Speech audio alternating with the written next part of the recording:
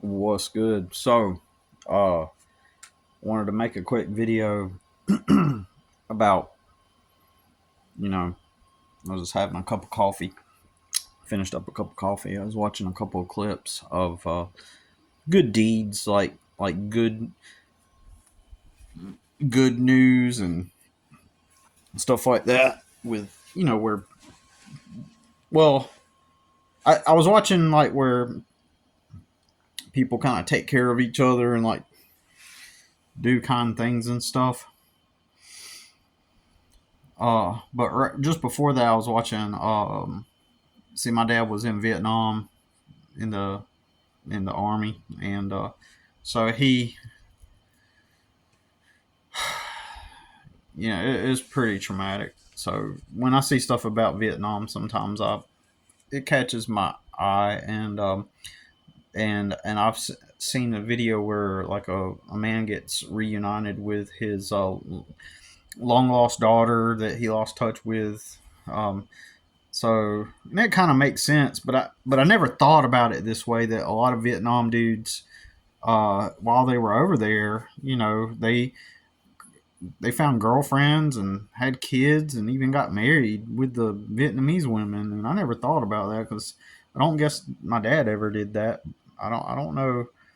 I wish I could know more about what happened with my dad. I just know that he would wake up from nightmares from like because the bad guys they would strap bombs on the kids and women and send them to the American guys and then blow them up like right there. My dad had a nightmare about it once. Whew. And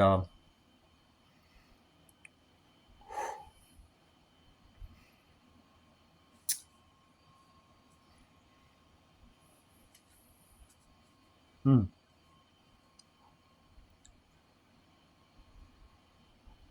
it's not even why I'm making this video, but still, man, it's crazy.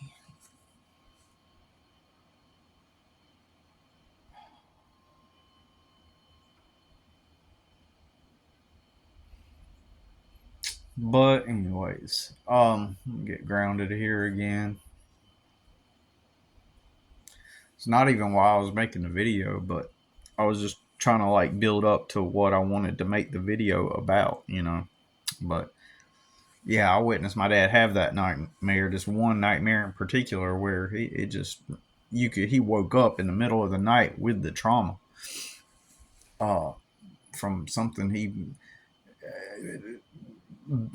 either something he witnessed or based on something that he actually seen there. But anyways, these dudes obviously, and they get reunited with their kids, and then then you start to see like other video clips of Vietnam veterans getting reunited with the kids that they never got to meet or lost touch with or whatnot, and so.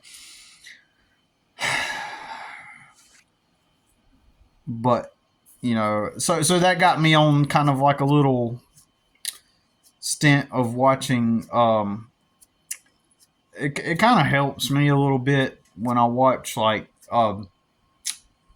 videos where it's like good news. Like I was watching a video where this girl donated some of her stem cells, however that works, to this little boy and helped him overcome his illness and um like one channel is called Humankind. um and there's another channel, there's two or three of them. I actually subscribed to one of them, I think today or yesterday, that is about good news and and good things and stuff. But anyways, it's uh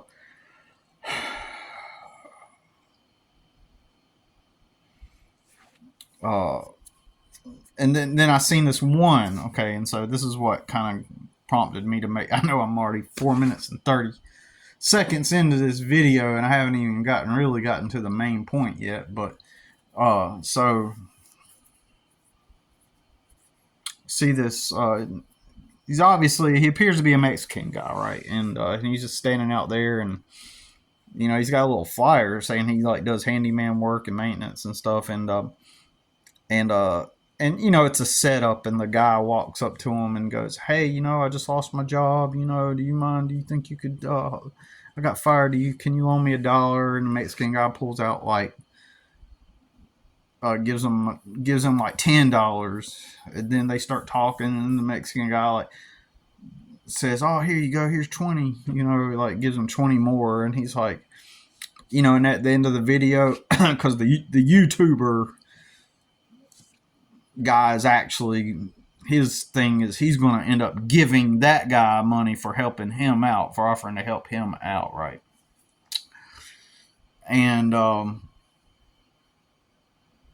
and so then at the end, um, toward the end of the video, um, the same YouTuber guy, it shows him going up to the guy, and he says, and he's got like a bag full of money, and like apparently all these people donated through the YouTube channel and gave this guy like $100,000, right? and which is good. And and apparently his daughter got like beat up at school and attacked by a mob of people, or something. And then his wife was either in a coma. I couldn't tell if he meant that. He said asleep forever. I think he probably didn't know the word death. Maybe that's what he meant. That she was gone. Anyway, so the guy, he said he was struggling. He was poor. He didn't have food. He didn't have money, and um,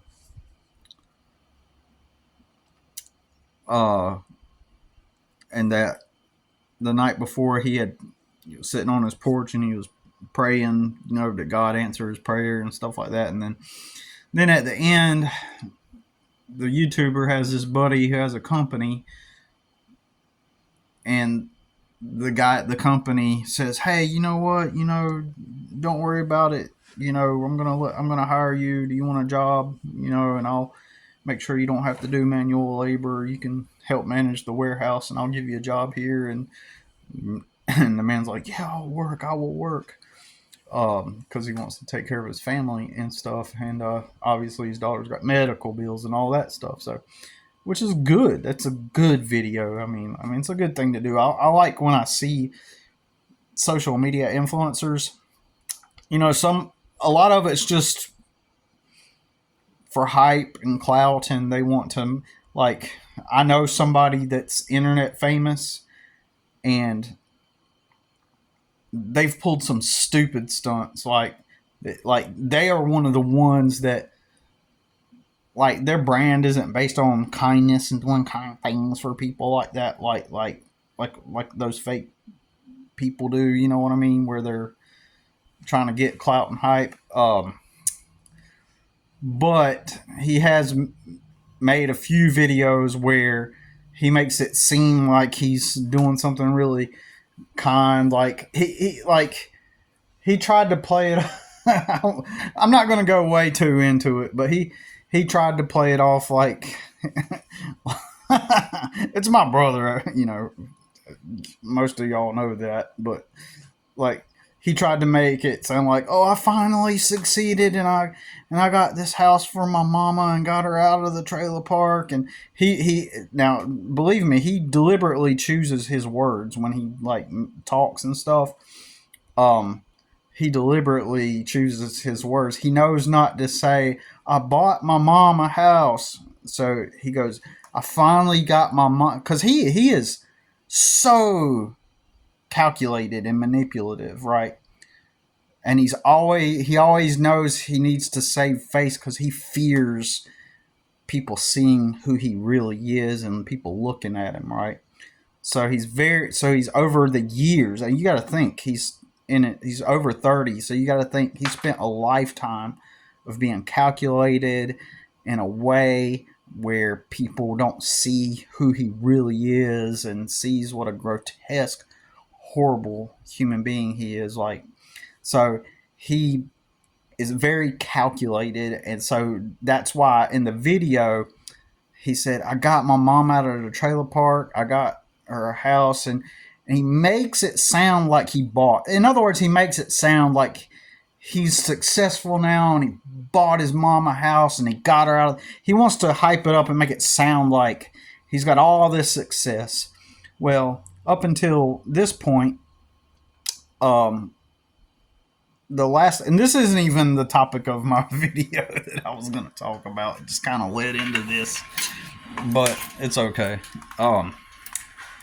So, anyways, so he's like, "Oh, I got my mom's house," but he needs to make it give the impression that so that everybody believes that he's got all this success and now he's using all of his money to change his life and now he's further buying his mom a house and it's all about not troubleshooting but not damage control but identity preservation. It's about giving off the image and to this day people are still falling for it, right?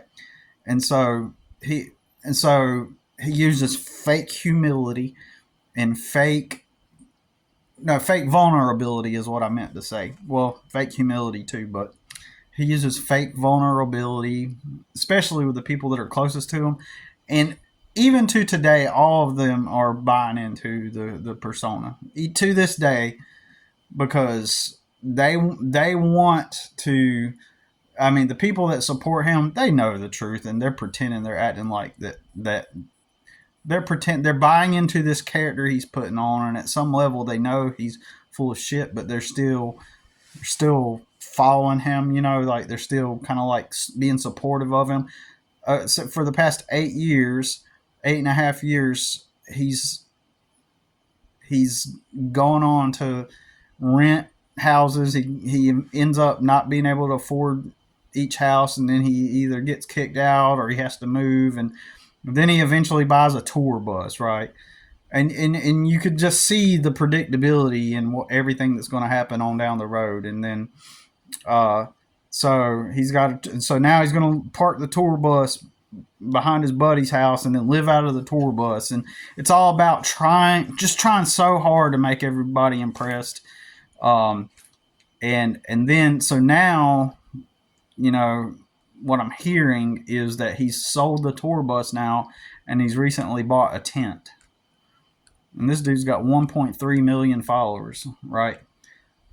Uh, and in 8 years he couldn't craft a brand and get disciplined and have any, but he still is leveraging the fame itself to project a persona, and people close to us they're all bought into it still. The immense ridiculousness of how gullible these stupid people are. And now I'm saying it like these stupid people are, because at this point, if you can't see through the persona he's putting on, and I know, believe me, I've watched an interview with him. He crafts fake vulnerability, right? Like I said, and he's calculated, and he has a certain sect of people he acts a certain way towards, and then a certain group of people he has a different personality towards, and they get to see that really good side of him. And then he also talks about them behind their backs. He'll act like that, and he brags about how stupid they are to believe him. He literally does this shit, and they're bought into it, right? They buy into his stupid character that he puts on. This wasn't even the point of the video, but anyways, I shouldn't even be talking about it, but I mean, it's just, I don't know. It's just the natural progression of this video. But even though this video was mostly made for the point that I'm getting to, I'm attempting to build up to it, right? But we just kind of segued and took a little alternative route for a moment. But anyways, it's insane. It's insane, especially if you've been someone that's seen that grotesque side of this person, right? Um, of that person, right? Um, so people are, um, Oh yeah, I was going to say he uses the vulnerability to appeal to people's emotions. So he has to craft stories along the way. Each time he he continues to be a failure. Each time he continues to be a failure, he has to create some kind of story, a narrative for especially those closest to him to follow, to deflect, like to try to deflect and misdirect and get people to look the other way. And then they also, here's another thing, they want to believe his narrative too. And the reason why they want to believe his narrative is because they don't want to look like fools. So they've been with him for this long. It's the lost sunk cost fallacy, right? And to some extent, everybody wants to. These people, they're unwilling to see it for what it is. So they've already bought into it for this long. So it's a sunk cost fallacy, right? So they want to believe that eventually, someday, he'll make it. And so he has to create some kind of narrative to prop himself up in a certain light. And then he'll use the fake vulnerability. Oh, yeah, I know. Like in the interview he did, he goes, oh, yeah, because they were talking about money struggles and how fame brings you all this money. And then he makes it sound like they're talking to him, all the hosts of this interview. I could try to find it, and you can if you want. If you got my email, you can email me, and I'll link you the video, because I'm not gonna directly. I'm not going to directly post the interview or a link to it, but in the interview, he's making it sound like at one point he had all this bread and he was rolling in all this money, and which never really happened. Sure, there were stints where he had like kind of large lumps of money, probably, like just based off of my pure observation. Like, for example, I think at one point he bought a small house over in some county and flipped it and sold it. And is that how he bought the tour bus? I don't know. But eventually he bought the tour bus. But now he's all the way down to where he has to get a tent. Now, it may be a tent pop-up camper is what I was thinking, because it didn't make sense for him to get a tent like that. But so it was a tent pop-up. Maybe it's a tent pop-up camper, for all I know. But give me a sec. Had to take care of some personal business, but no time went by for you guys. But anyways, back to what we're talking about.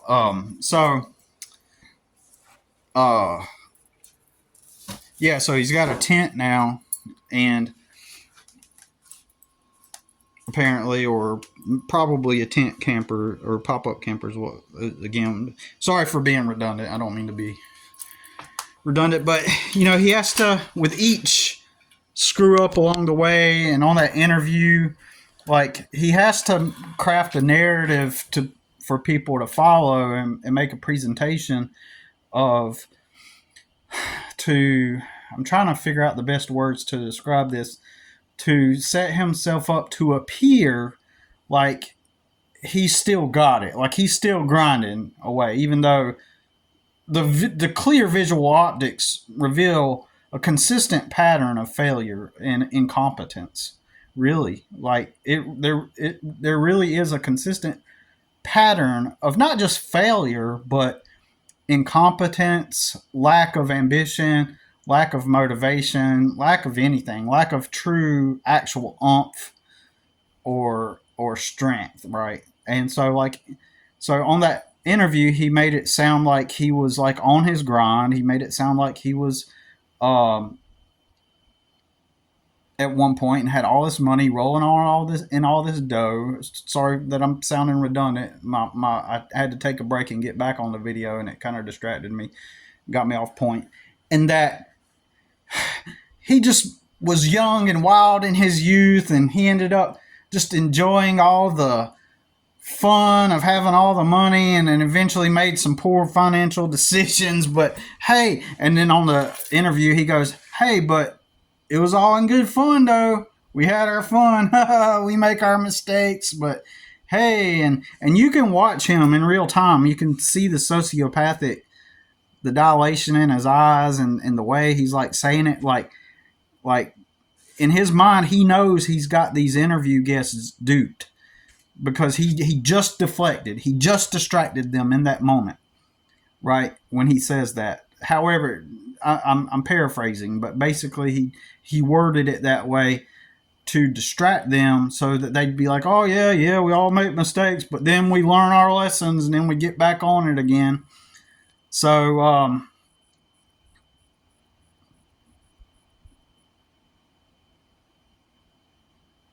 I think I'm gonna comment on their video again because they commented on there. I think they deleted my comment because I called them out on them being gullible to believe him on there. But anyways, so anyways, um, oh Jesus, right, and so he's got to keep following, um, making himself look like he's uh still on his grind, still doing his thing, still, you know, propping up a persona, and always people will follow him, and it's a sunk cost fallacy on their part. So they don't want to look stupid, so they continue to uh, follow him because they hope, even if they don't gain anything from being associated with him, for one, in my opinion, they want to stay on his good terms so that they can benefit and ride on the fame. They want to benefit from knowing, being able to say that they know him, and all this stuff, and it's just ridiculous. And then they also want to um,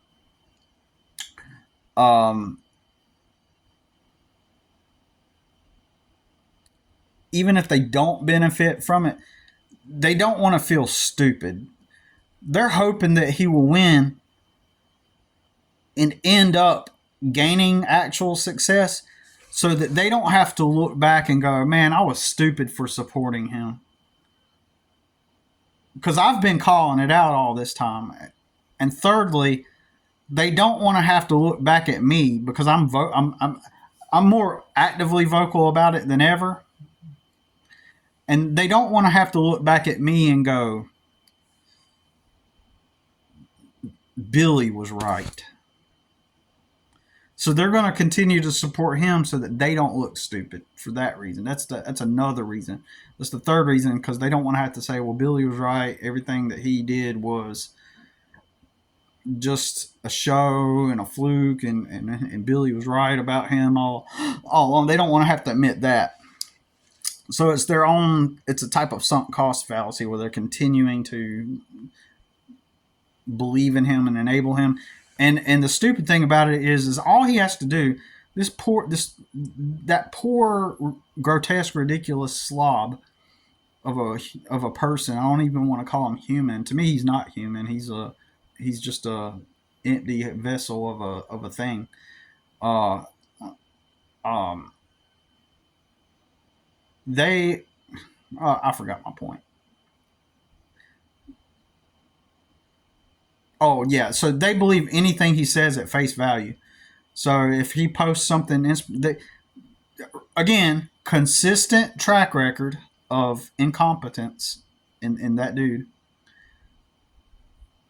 and inability, like an opportunity of a lifetime lands in his lap, and he's got 1.3 million followers or 1.2 million followers, and then that opportunity is just been handed in his lap, and he never worked a day in his life, and they all know it, and they're pretending like they don't. They're acting like they're conveniently ignoring that, and he's been a total fuck up and an incompetent loser the whole time, and he can't even pay his rent. He can't even get a house and pay rent on it. It's how incompetent he is. He's so stupid, right? And so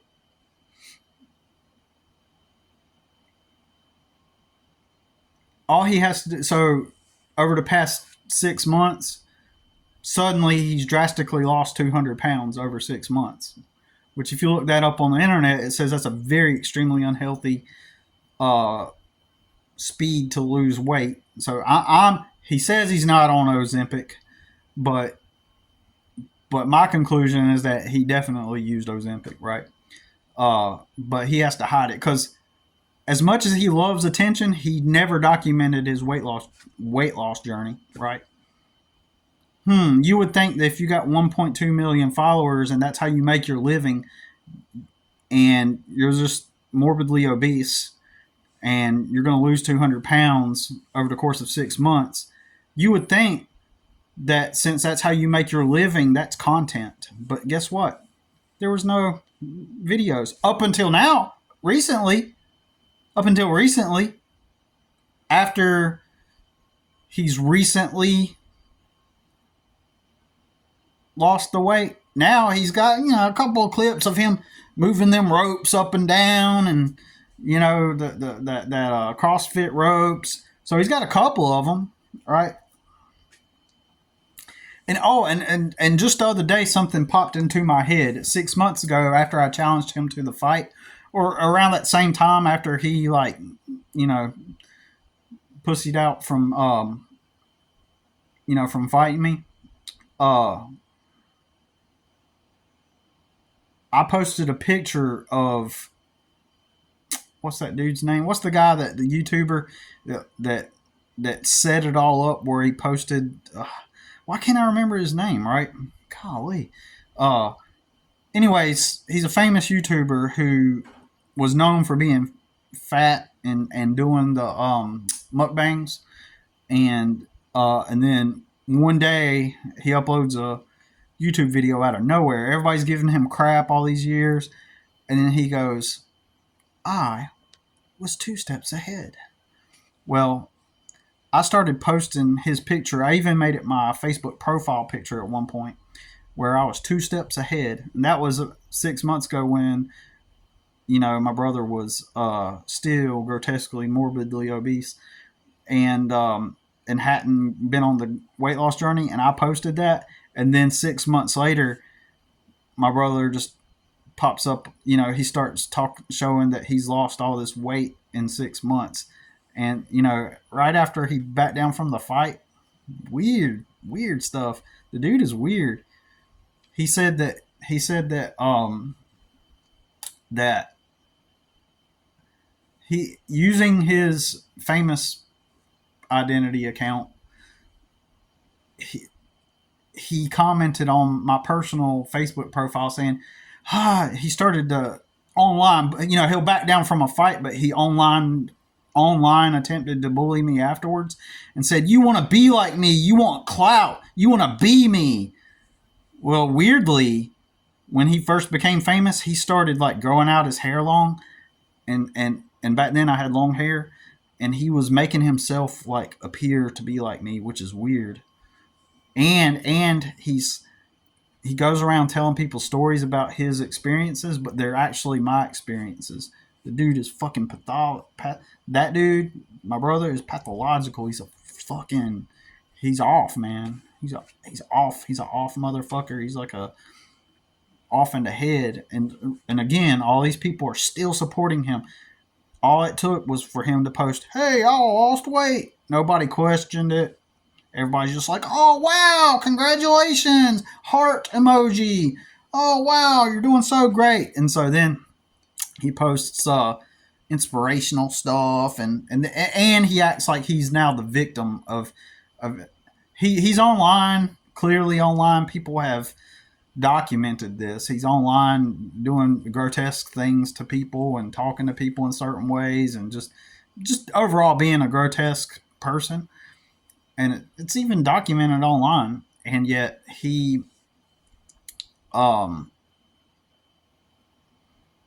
but now he has started reframing all of his posts.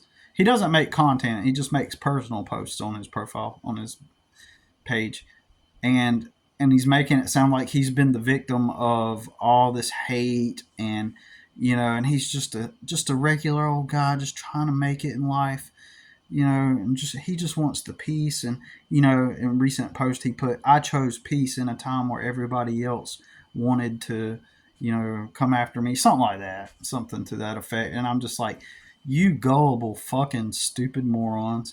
And I've said it on my personal Facebook account, like, if I see you heart emojiing his content or his posts, you're a fucking idiot. And I don't mind. They can cut me out of their life. They can be stupid. Again, sunk cost fallacy. They still want to continue to support him. So, getting back to the main point of the video, I was just using him as a mild example of someone that's fake, and they go online and they make it sound like they're doing these kind things, and so he never did that kind of thing a lot, but he did. He is an example of someone who fakes it online, and he made it sound like he was all successful and he bought my mom a house, when in reality he rented 2 duplexes, right? And he moved my mom in right beside his duplex. Basically, his helping the family has all been control maneuvers. They've all been control modalities. That was the whole point, just control modalities, right? And he just wants to leverage those videos to get people to go, "Oh, wow, you're such a great person." And this helps him build community and power, and make him look like he's just like this angel, this wonderful person that came down and and got famous, and he's just a good guy. He's like not Jelly Roll, but like Great Value jelly rolls, right? Great Value rolls of jelly, right? And he's got pictures of him, and after he lost the weight, he's like trying to tell everybody. He puts a post and he goes, he does the thing that he always does, and I've told people this. He does this thing, and he did it in this video where he goes, "Oh, Jelly Roll, I know we kind of like got out of touch and we lost touch with one another. We kind of fell, like, I don't think they fell out, but oh, Jelly, I know we kind of fell out. Well, where he does that thing, like he does that. That's the thing that he does. And he, oh yeah, Jelly Roll, like I know that we kind of like, I kind of going slack for a while, but you know what? I finally lost the weight, man. Like Jelly Roll's actually exercising and eating a good diet and losing his weight. That would be like an attempted punch in the face to have somebody that most likely went on Ozempic come at you and say, "Oh yeah, look, hey brother, hey, I'm there too. I did it too," when you really didn't do anything. That's kind of an insult, in my opinion. But anyways, going back to the fake people, like so he made it sound like he's one of the fake people. He wasn't necessarily the kind of people that go around, making fake videos. But anyways, some of the people that do that are real, right? That they're doing actual kind things, and they're documenting, even if they are doing it for clout and views.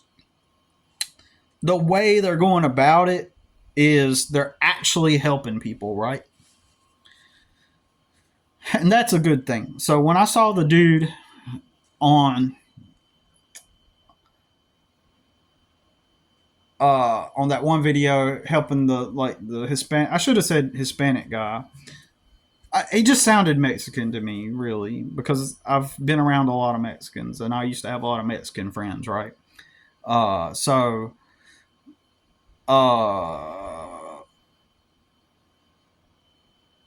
I just started to think, like I'm over here, like, today. It's the 2nd of August, right? And this week I did my budget. I did a projected budget, right? So for like how much is it going to take for me to fix my immediate issues. I did all that, and then I did a projected budget of if I were to get a new place and pay $1,000 a month in rent. I went a little high, you know, for myself. That is high to me, $1,000 a month, um, projected. And then on average, I calculated how much utilities. See, okay, I calculated $400 for utilities. You know, and I did the math and I did research, like what on everything, uh, about how much it would cost, and I did, and then so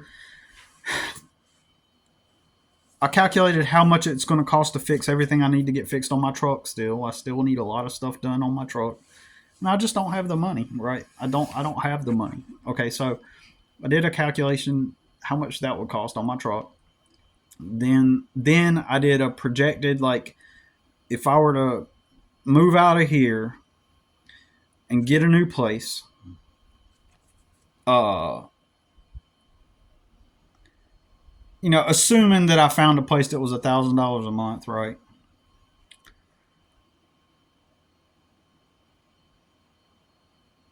I'm going to need. Oh, I'm gonna need about $3,600, right, to get out of here and move out. $3,600 is what I calculated, and but there's more. But I calculated, like, everything: utilities, rent, food budget, insurance, phone, um, personal, like toiletries and personal needs items, like like toiletries and just things of that nature. Calculated that, monthly. Calculated what the monthly expense would be for, like, cleaning supplies. For example, I put $20, probably about $20 a month for cleaning supplies, and I put, like, I can't remember how much I put for, like, personal items and stuff. And then basically I did a budget without entertainment. Like, so, for example, I set aside $100 a month for vehicle, for, like, repairs and things needed to be done on the vehicle that may come up. Um, so I need a total of $1,500 to come up with. I need a total of $1,500 for all the repairs on my truck, maybe even more. Some people will be like, well, if you need to pay that much on your truck, then get a new vehicle. Then, well, I can't do that. So I have to, instead, I have to make little repairs at a time as they come. I don't have $1,500 up front like that. If I had $1,500 up right now, maybe I would buy another vehicle and then slowly do repairs. Then I'd have two vehicles, one just in case one breaks down, and I could go back and forth between vehicles. I would do that if I could, but probably not. It's not a feasible. It's not an obtainable. I can't go.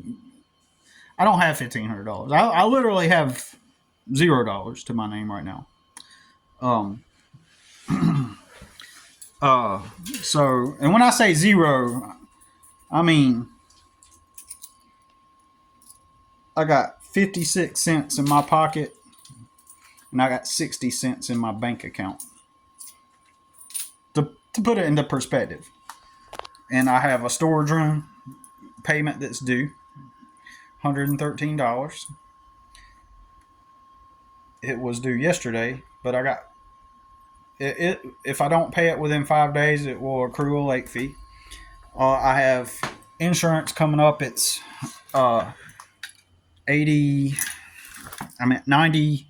It's like, I think it's like $92 for my insurance, and it's going to get drafted out on the 5th. It's supposed to be the 5th, but they usually draft it out on the 7th. Okay, but that's when it's due, right? So it's the 2nd. It's Saturday, so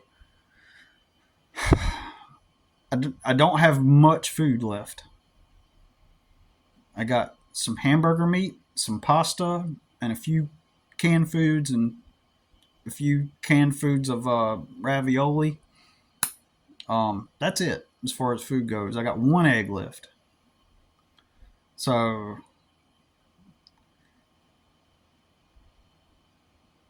if I were to stop what I'm doing right now and go apply a warehouse, am I going to have 200? Am I going to make a little over two? Because I need to still buy groceries. So let's just say 225, 250. Am I going to have $250 if I were to start Monday at a warehouse? Would I have $250 within the next couple days? No. Um, I'm going to have to go out and make that money myself. So it's irrational and illogical for me to like focus on that. I have to focus on making that immediate money that I need now, right? So, but I did the math and I added everything up on what it would cost for me to go leave here and go have my own place to live. Now, okay, if it were, maybe I'm wrong because I'll have to look at the notebook again. But I calculated that I would need $3,600, right? Um, but then I calculated it an extra $2,000, so $5,600. Why is that? Just in case whoever I rent from does not trust me because I haven't rented from somewhere in a year and a half, on paper anyway. So where I stay now, it's a unspoken. There's no physical rental contract. So on paper, it appears that I have not rented uh in like a year and a half, almost a year and 5 months. It appears that I have not rented.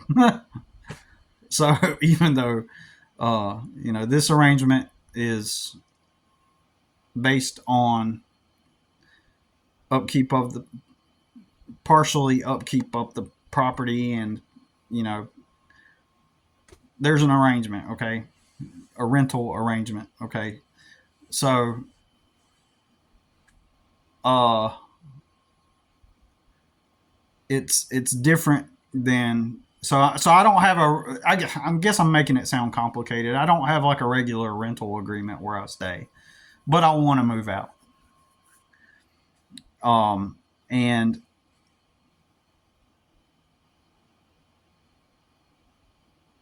I'm trying not to go into details because I don't want to share too much of my business, the certain details of my business right now. Uh, but you kind of get what I'm saying. So, anyways, so I want to get out, and I'm thinking maybe a future tenant, just in case. I project between 3,600 to 5,600. So maybe I could pay a couple extra $1,000 in advance to show the future landlord, hey, like I'm willing to do this and that. Now, it could be less than $1,000 a month. Like if I found like a cheap apartment or a cheap mobile home to rent, right? It could be like 500, 600 a month, 800, so. But I calculated the math, and at the end of everything, what my monthly expenditures would be, and utilities and bills.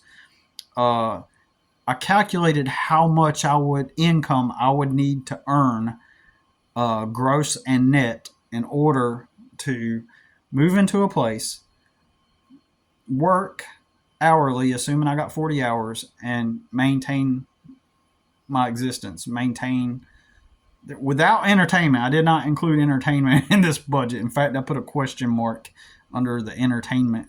So this is for no entertainment, right? Included. Uh, so, uh, but I came up with a certain amount, and I did my budget and stuff, and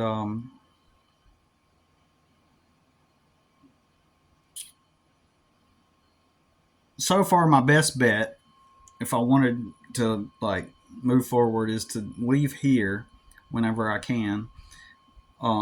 And I'm only not leaving here because my son is still a minor for a few months. He's 17, he'll be 18 in a few months. The only way to financially succeed and get ahead is to leave out of here and live out of a vehicle to save money, right? Uh, yeah, so the way I'm able to survive now is because I have flexibility and I'm able to generate income from my own customers. I believe that within the next couple of days, I'll be able to make at least a couple. I'll be able to make the couple $100 that I need to take care of those expenses, and then I got to worry about food and stuff, right? You know, and then yeah, I got to worry about food and other things. I got a quarter of a tank filled in my gas tank, so I got 54 cents total plus 60 cents. 56 and change, 66 cents in the bank, a little bit of food, a quarter tank of gas, stuff that needs repaired on the truck, uh, maintenance around this property I have to do, uh, more than a full day's work, and it doesn't stop. It's not like a, oh, now I'm done. It's a huge property. It's continual. Usually I work every day, Sunday through Sunday, right? Between working on this property and keeping up my customers, um, it's Sunday through Sunday, and then I'm always behind, and that's one of the things that I realized, that you can hit a certain point of poverty where everything kind of collapses to where you get behind, but then once you are behind, you're stuck in a perpetual loop of being behind on everything. Like there's never, like, your main thing you got to do is focus on work and earning money and getting food and shelter. It's the first thing you got to do, right? But I did not realize it that it eventually I got to the point to where I got to the point where, and I was just thinking about this, that eventually, I know I'm repeating myself, but I'm trying to word it the right way and make emphasis on the point that I'm constantly behind on something. So I have to choose. I've got too much to bear. It gets to the point where once you get behind, everything becomes too much for you to do. So you gotta pick and choose which things are okay to be behind on, and excuse me, and in what moments. Because today it's Saturday evening. Right now it's probably after 5, probably after 6, probably going on 7, and you could argue with me like, oh, well, you've been making this video, you could be working on something. Yeah, that's true, but uh, I try to find times to vent, to like this video, try to talk about things, put it out there, and I try to find that kind of time. I try to find rest, and ironically, rest isn't rest because when you're resting, you're thinking about all the things that you got to get done. My living room is cluttered, right? It's not dirty. There's been a couple times, don't get me wrong, where I started to get behind on house chores, right? But I always catch back up on them. It's just sometimes I have to pick, because after a day's work doing physical manual labor, you're physically exhausted, right? So, um, so you know, but weekly I clean the toilet. Weekly, like My son helped me clean the bathroom pretty good the other day. It didn't get behind. It just kind of got. I mean, technically, you could say it got behind, but it got past to where I was not I was not comfortable with it, and I was like, I got to get to it. I got to get to this bathroom now. You know, it started to grow some mildew, and I was like, I got to do this now. So we took everything out. You know, cleaned the shower, the sink, got it all done, knocked out. But I'm just saying, it's like you're constantly behind on stuff. Get to this point where you're constantly behind, and you just need to get ahead. Uh, but you have to pick and choose like the thing that needs the most attention in that moment, and usually that's money. And so if I go out and get money, then that means things at home are going to get behind. So it's cluttered, but it's not dirty, if that makes sense, right? Um, and I was going to say, there's been a few, 2 or 3 times I get behind on the dishes and stuff, right? But I'm constantly doing it, constantly doing dishes, constantly cleaning up, constantly sweeping and mopping the floor. I do these things weekly, like, but it's behind. That's the thing, right? Anyways, I seen that video of that guy give the dude the money, and it's like that's not gonna happen to me. You know what I mean? Like it could, but and I'm glad that that guy got that money. You know, was able to get ahead. Um, I just don't. I don't see that. I was looking at that. I was like, that is never going to happen to me. Like the odds and probability of that happening to me are super slim. You know, I don't want to work for other people. I've built a clientele up. I want to continue growing. I actually want to leave my city, move to another city, and start over. Right.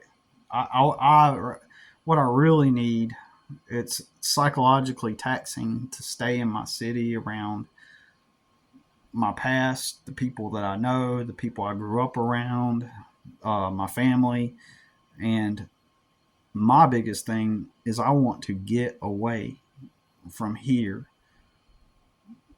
and start over. And I've been hesitant to change my business name and brand it and market it and put it out there. I was about to this year, but I never got to a point where I could do that. I was about to when things were still kind of hopping and popping, but you see, because everybody, they don't see me as someone. They don't that Mexican guy. They were like, he was, I will work, and I have that same attitude. I've taken janitor jobs inside of warehouses. I am the guy that takes the jobs that nobody wants. I've done that. I do what makes logical sense now, though. You know, just because it's working for somebody else doesn't mean that that's a life changing opportunity, right? It could be detrimental to your success, and that's why that's never going to happen to me, because people are going to interpret the way I talk to mean that I'm unwilling to work, and then and then when they interpret it like that, I'm going to look back at all those times I cleaned shit out of porta johns, clean toilets at night part time, uh, was a janitor in a warehouse. Like I have done the humiliating jobs. They just never worked. So nobody's going to look at me and go, you know what, he's a hard worker. I'm the only person that's going to look at myself and go, you are a hard worker. But nobody's, because they're going to interpret, well, why go work at a, weirdly, if I moved to another city and I found like the right place to work at, because I've worked for other people tons, 20 years, and uh, some of those places weren't bad. They just did not pay enough to live on. Simple as that. Um, My goal, even when I worked for those people, my goal was to always figure out a way to work for myself, right?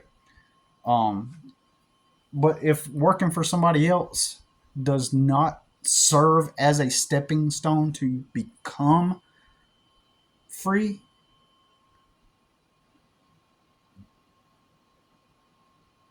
if it doesn't serve that function, there's no point in going there. Even worse, if that job does not pay you enough to have a dwelling, then it serves no purpose to work there. The only reason why I do have a dwelling is because I worked for myself. So people are going to interpret. So let's say somebody sees this and they go, "Well, I'm going to fly you out to Wyoming. We got a warehouse out here and we're going to give you a job." And I'm going to start asking. I'm not just going to jump on. I'm no longer going to just blindly, like I used to, jump into something and be like, "Okay, and now I'm going to work really hard." I'm going to say, "Okay, well, is this job going to give me a first of all, is this job going to provide me a place to live?" Oh, no, I don't even want to word it like that. I hate wording it like that. Is this job, because your job is your life. What you're living is the job that you do. That is your life. So if you're in a warehouse all day moving boxes, that is your life. Not when you go home and spend a couple hours doing chores and watching a TV show or something. That's not living life. Your job is your life. So if I'm going to go live my life at a warehouse for 40 hours a week, right?